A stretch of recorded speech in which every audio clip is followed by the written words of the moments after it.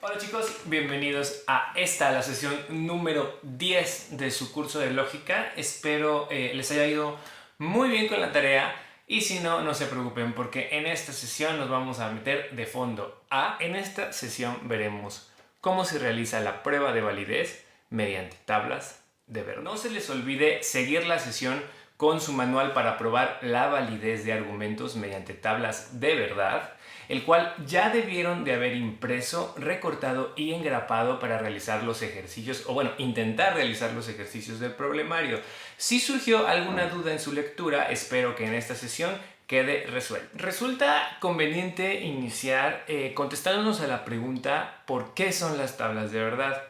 Pues bien, las tablas de verdad, como ustedes ya tienen adelantado, son un método que nos permite determinar con claridad cuando un argumento es válido o inválido, ¿sí?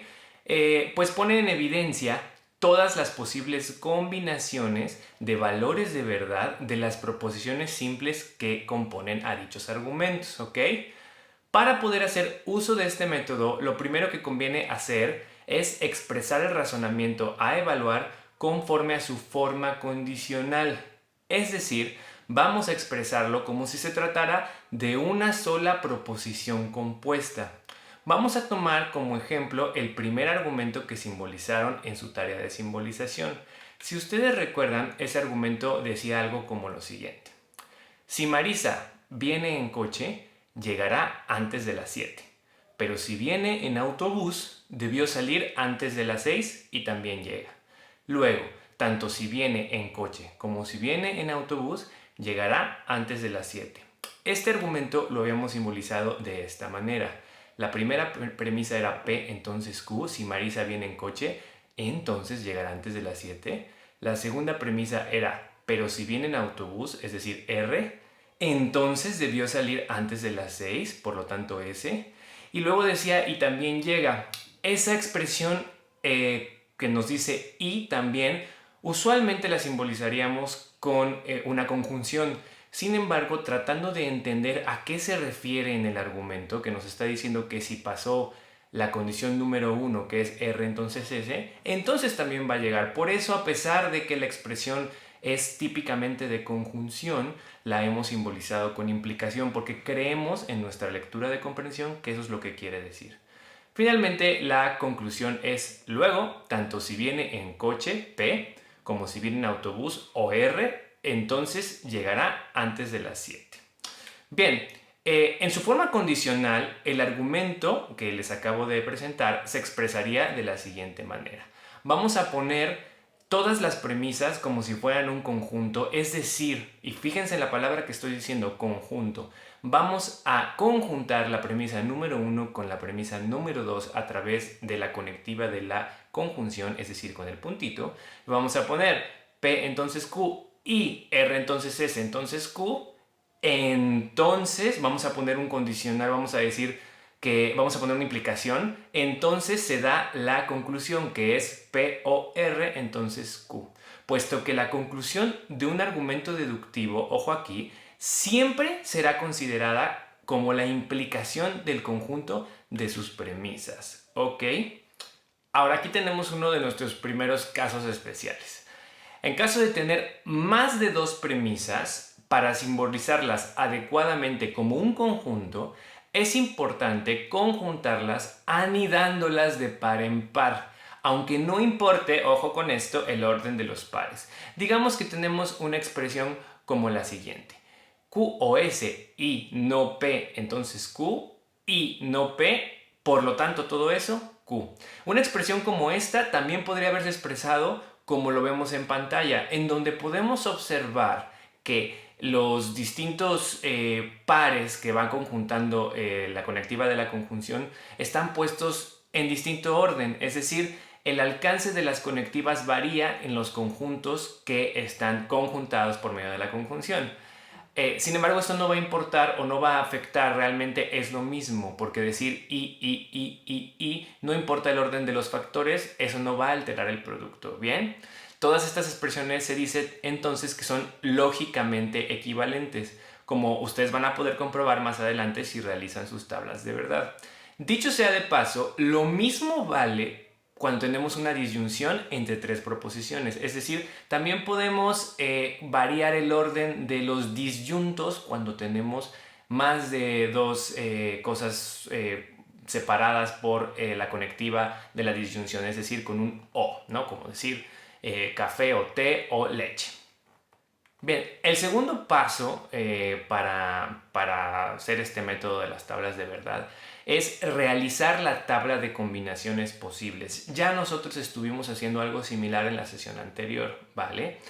Decimos que ya que contamos con la forma condicional del razonamiento a evaluar, lo cual ya sacamos anteriormente, pasamos a determinar el número de combinaciones posibles de los valores de verdad en virtud del total de proposiciones simples que contenga el argumento en cuestión. Aquí lo que vamos a hacer es esta fórmula 2 a la n será igual al número de combinaciones posibles, donde 2 representa, ya saben, a la bivalencia, es decir, los dos tipos de valores de verdad, verdadero y falso, y n va a representar el número de proposiciones simples con las que cuenta el argumento. Todo el argumento. En la sesión anterior hablábamos de las proposiciones con las que cuenta una conectiva, pero aquí no es lo mismo, es todas las proposiciones simples con las que cuenta el argumento, ¿vale? Recuerden que en lógica proposicional, desde luego, solo existen dos valores de verdad. No obstante, sabemos que los razonamientos se componen de varias proposiciones simples, no solo dos, por lo que el número de combinaciones posibles de sus valores de verdad estará determinado a razón de la cantidad de proposiciones simples que tengamos, ¿ok? Entonces, realicemos la tabla de combinaciones. Con un ejemplo, ¿no? Si tuviéramos dos proposiciones simples, por ejemplo, en el argumento P, entonces Q, P, por lo tanto Q, entonces haríamos la fórmula y quedaría instanciada como 2 a la 2 porque solo tenemos dos proposiciones simples. Por lo tanto, tendría 4 combinaciones posibles, las cuales quedarían expresadas al realizar una tabla de combinaciones de esta manera, justo como habíamos visto en la sesión anterior, ¿no? Donde el número de filas es el número de combinaciones posibles y el número de columnas es el número de proposiciones simples.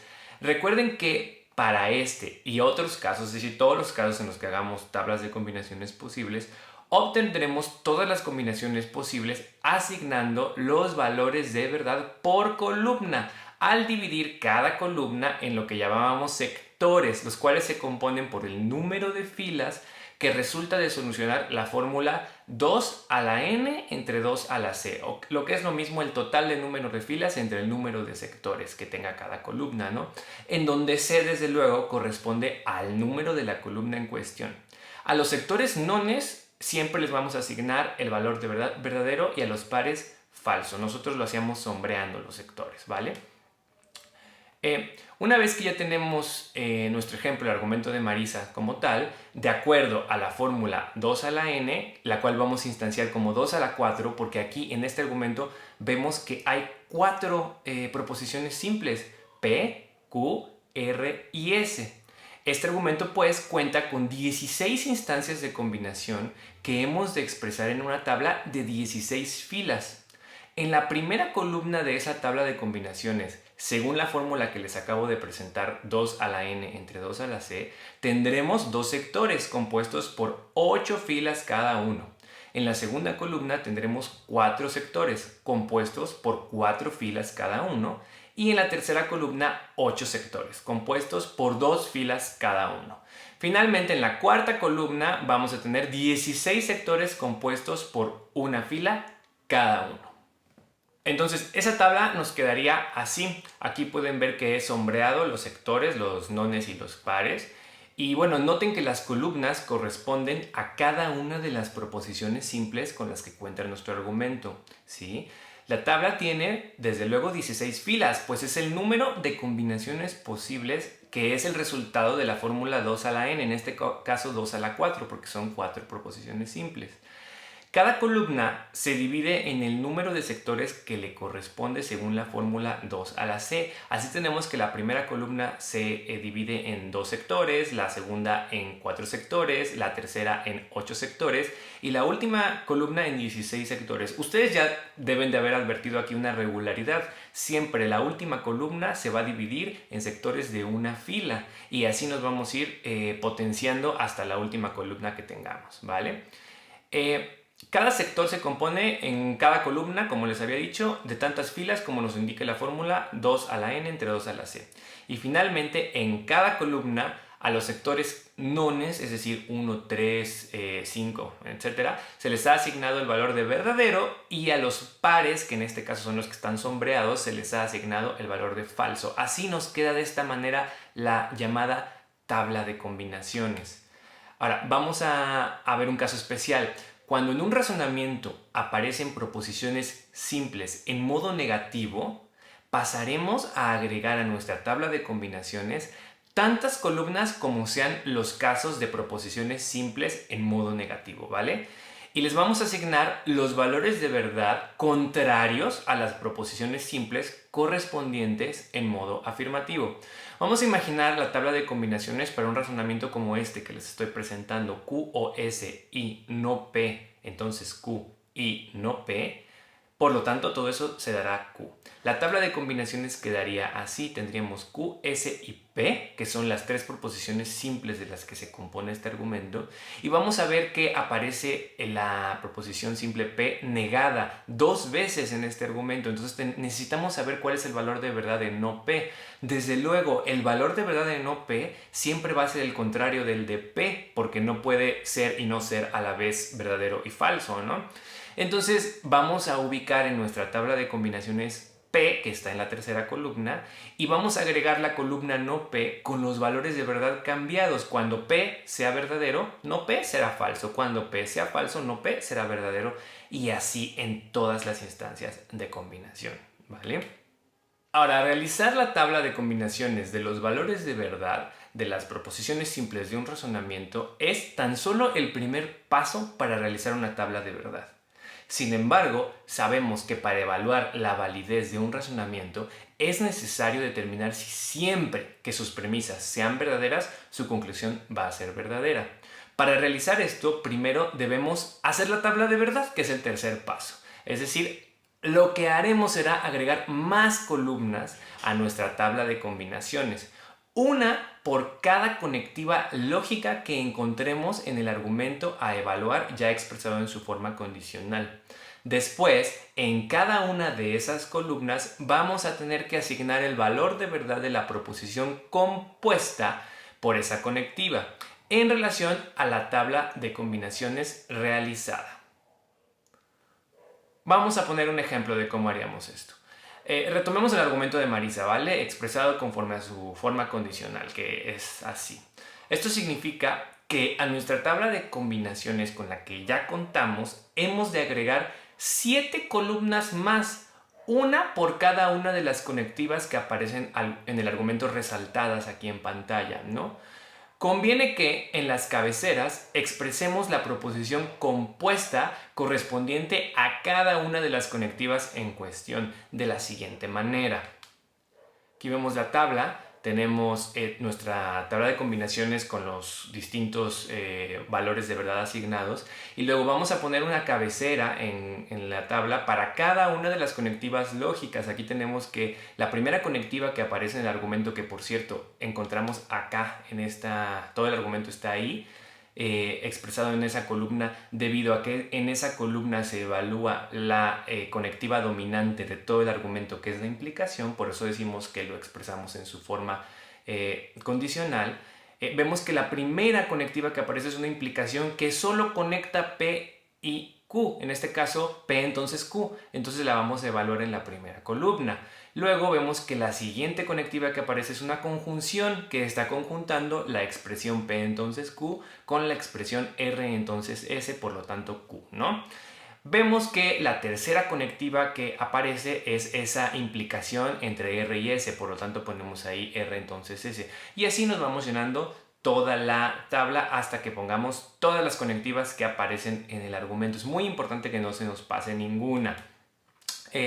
Después de eso vamos a asignar el valor de verdad a las conectivas.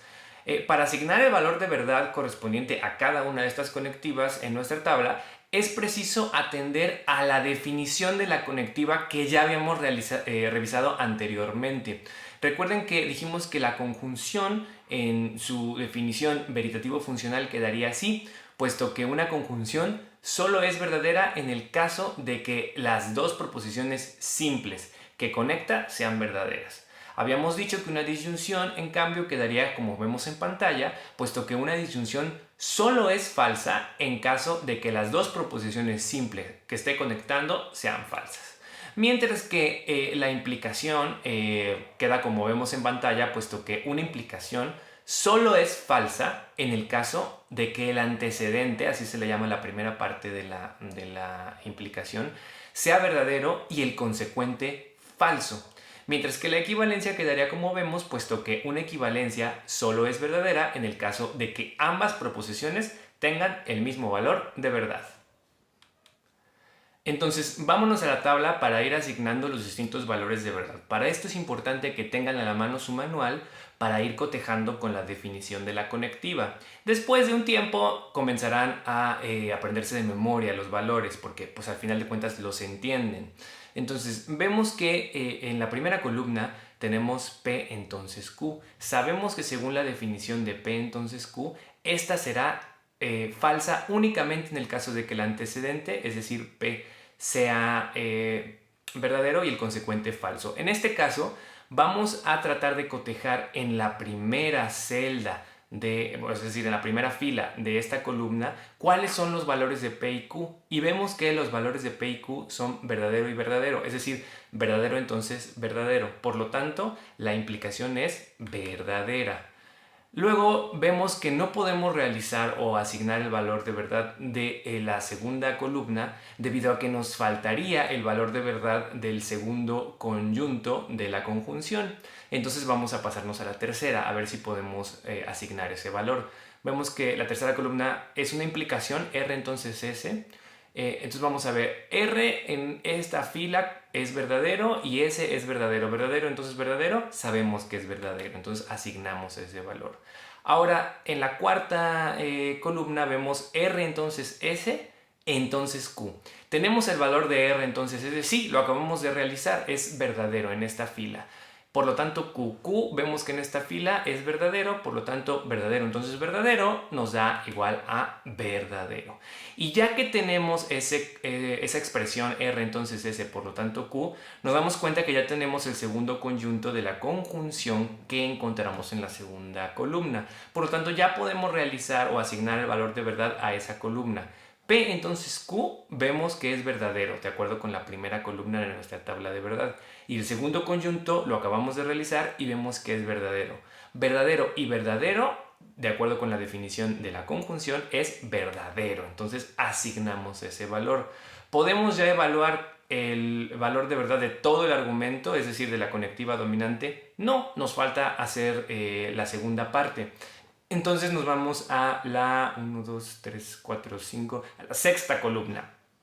P o R. Vemos que P es verdadero y R es verdadero, por lo tanto, verdadero o verdadero es igual a verdadero de acuerdo con la definición de la disyunción. Y vemos que P o R es verdadero, por lo tanto, Q vemos que era verdadero, verdadero, entonces verdadero es igual a verdadero.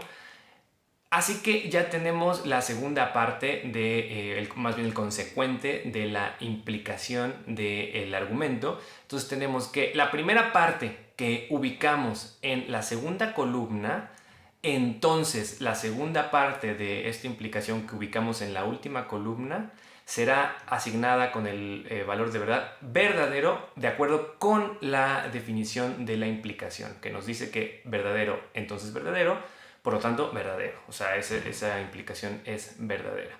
Así nos vamos a ir realizando todas las filas de la tabla. Vemos aquí la segunda fila en la cual ya tenemos un valor de verdad distinto que sería en la tercera columna al evaluar R entonces S, porque vemos que R en esa fila tiene el valor de verdad verdadero y S tiene el valor de verdad falso. Y de acuerdo con la definición de la implicación, cuando tenemos un antecedente verdadero y un consecuente falso, la implicación es falsa.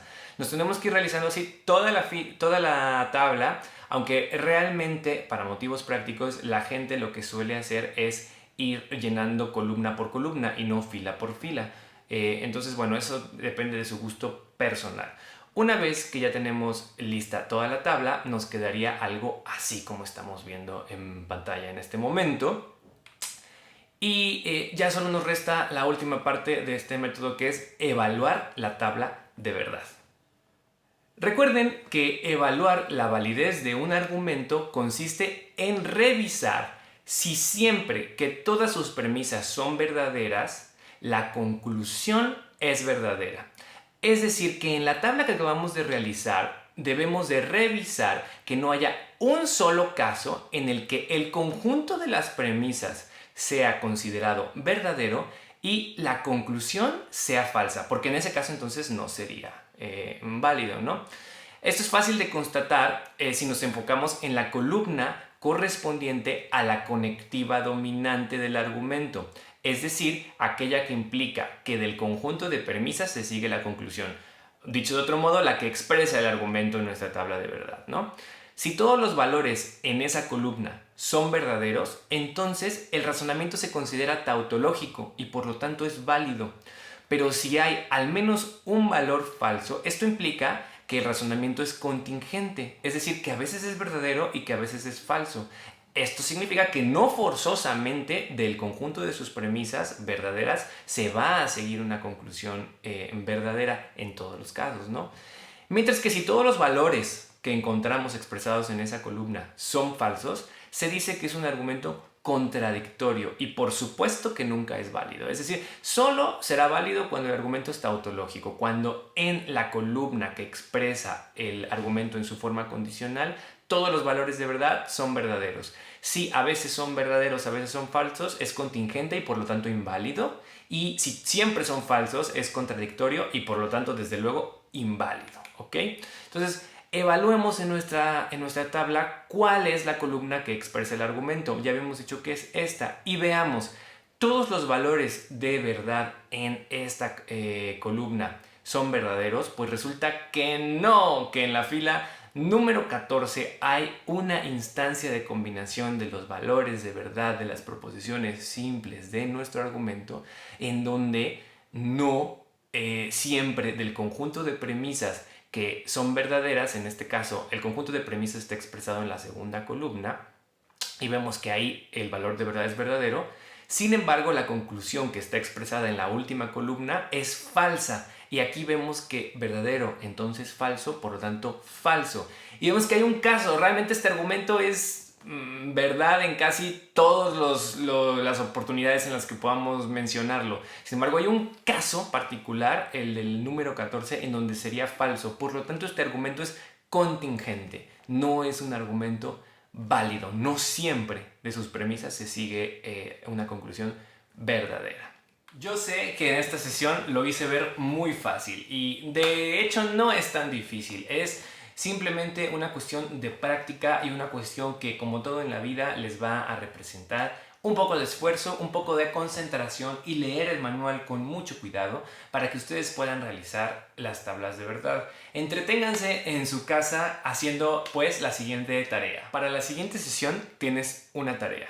Con tu manual para probar la validez de un argumento mediante tablas de verdad, realiza los primeros ejercicios del problema. Chavos, mucha paciencia, mucha dedicación y sobre todo mucho esfuerzo. Les va a llevar su tiempo dominar las tablas de verdad, pero estoy completamente seguro de que lo pueden lograr. Ahora, si todavía hay dudas después de esta sesión y de haber leído el manual, ya saben contactarme por los medios que ustedes ya conocen de manera oportuna, ¿ok? En el aula virtual van a encontrar el modo de mandar sus ejercicios ya resueltos, así que, bueno, pues los voy a estar esperando.